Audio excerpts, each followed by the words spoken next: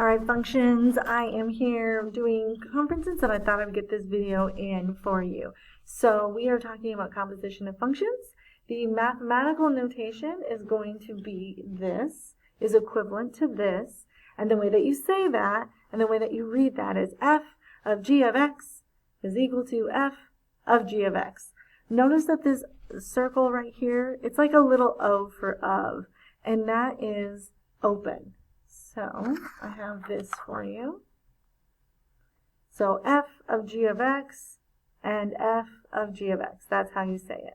So go ahead and get that in your notes. When you're evaluating a composition of a function, the first thing you're always going to do is you're going to evaluate the function that is next to the input. So on this one, that is g of x. So you're going to find g of x, you're going to use the input, get an output, and whatever that output is, you're now going to put in your f function, or whatever the name of the function on the outside is. So the same is true for this notation. You're going to do the one closest to the input, and then you're going to get that new output, and you're going to put it in the outside function as its input. We're going to do some examples. So in your notes, I need you, let's see, I'm too big. So go ahead and hit pause. Go ahead and hit pause and put this in your notes. You're going to want the tables. Now remember, when we draw a table, you can just draw a T. So I will show you an example. If I were to draw this table, I would just make a T-bar. I'd put my f of x right here, and then I would just write 3, negative 1, 4, 0, negative 4, 1, negative 3, 2. And then I would do the same for my g. So x goes here, g of x goes there, and then you would fill out the table. That way you're not wasting your time drawing boxes. The boxes aren't truly important, it's just showing that it's a table. So go ahead and hit pause and put that in your notes. Okay, so this is how you evaluate it. The first thing I did is it says to find g of 8. So the first thing I did was find g of 8. So I have to go to my g function. My input is 8. I go down to 8. My output is 4. So g of 8 is equal to 4. Since that's my output for that one, I'm going to go ahead and put it inside my f function. So that's what I'm doing there. And now it's saying find f of 4. So I'm going to find my f function, which is right here. I'm going to go down until I find 4. My output is 0. So f of g of 8 is actually equal to 0. I did the same thing for this one. I evaluated g of 3. So I went to my g function. I found where 3 was. It's equal to negative 4. I took my new output. I put it inside my f function. And then I found that it needs to be negative 4, which is 1. So f of g of 3 is equal to 1. Now this is that new notation that we probably haven't seen before, but you evaluate it the exact same way. So this one says to find g of f of negative 3. So the first thing I did was I found f of negative 3 to get my output. So I go to f, negative 3, well my output is 2. I take that 2 and I plug it in my g function, g of 2. So I go to g, I find 2, and it's equal to negative 5. And I did the same thing for g of f of 4. So do notice that order matters. We've talked about this before, and that the function that you're going to evaluate first to find the new output is the one closest to the input. So make sure you get this in your notes and have it. Now we're going to do a table. So in your notes, I would like you to draw not a table, we just did a table. We're going to do a graph. So in your notes, I would like you to put these graphs in your notebook. I would like you to note that g of x is this curvy one that almost looks like a cosine function, and then it doesn't. And this one is f of x that looks like part of an absolute value function. So I would like you to put that graph in your notes, and we are going to evaluate these right here. So hit pause and do that. So evaluating from a graph is almost exactly like evaluating from a table. So the first thing you're going to do is you're going to evaluate the function that's closest to the input, and for that one it is f. So I find f of 1. What I do is I go down 1 is the input. Inputs are our x values. So I am going to go over to my x-axis, and I'm going to go over till I get to 1, and then I'm going to go down until I hit my graph, and I hit it right there at -1. So f of 1 is equal to -1. Well, that's my new output. I'm going to shove it in, or stick it in for my input for g. So then I do the exact same thing. So when my input is -1 for g, and then I'm going to go up until I hit the g function, which is right here, and my output is 3. And remember, output are our y values.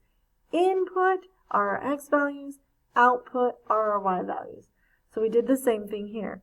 So first, it says to find g of 0. So I started at 0, and I went up until I hit my g function. And look at that. It's not even a point that was pointed out on the graph. But I can see that it crosses right at 5. So g of 0 equals 5. So now I need to use that as my new input. So I go over here, over to 5, and I go up until I hit 5 right here. And I go up until I hit the function, which is at 1. So f of 5 equals 1. So f of g of 0 equals 1. And I did the same thing for the 2 down here. So make sure you get this in your notes. Make sure if you have any questions that you come to class with those questions. If something doesn't make sense, I want to make it clear so you understand. So if you need to hit pause, now would be the time to hit pause because I'm going to change the slide. Okay, so now we're going to evaluate it when it's a numerical input and we just have equations and numbers. So go ahead and put this in your notes and hit pause. So if you were in class today or yesterday, then these are the slides that I didn't get to. So the first thing you're going to do is exactly like it was for a table and a graph. You're going to evaluate the function closest to the input. So g of 1. So I'm going to find g of 1. Well, we know how to do that. We learned that a couple days ago and in my last video. So I'm going to plug it in wherever I see an x. So 4 times 1, which is equal to 4. That's my new output. My output that becomes my input. Right? Because if we use substitution, so let's think about this. If we use substitution, we know that g of 1 is equal to 4. So then we're going to find g of, or f of 4. We're substituting the solution that we got for this and putting it in for f. That's all we're doing. So then we find f of 4, and we do the which is negative x cubed plus 2. So I put in a 4 for every x I saw, which gave me negative 64 plus 2, negative 64 plus 2, and then negative 62. So f of g of 1 is equal to negative 62. And then I did the same thing for 2. So I found f of 7 first because those ones were the closest. So I evaluated that here. And everywhere I saw an x, I put in a 7, which gave me these answers here. And then I took my new solution and I substituted it in for g. So f of 7 is equal to negative 341. Now g of negative 341 is equal to 4 times that. And that is how you do it. Make sure you get this in your notes. Go ahead and hit pause if you needed more time to write that down. I'm sure you did. I spoke pretty quickly. Here's the other notation that we've talked about. These are the exact same equations, and this is asking the exact same questions. And I just wanted to show you what it would look like. I would put this in my notes. So go ahead and hit pause if you need to, but I would put this in your notes. I just wanted to show you that first you evaluate the g of 1 because it's the closest one to the input, and you do that there. Then it gets 4.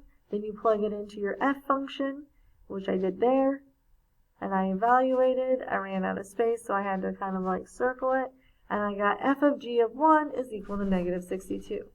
I did the exact same thing here. So again, if you have any questions or like you're not getting something, please ask me. You can send me an email if you're not sure. You can always ask in class. Now your homework is going to be 1 through 22. You should be able to complete all of them.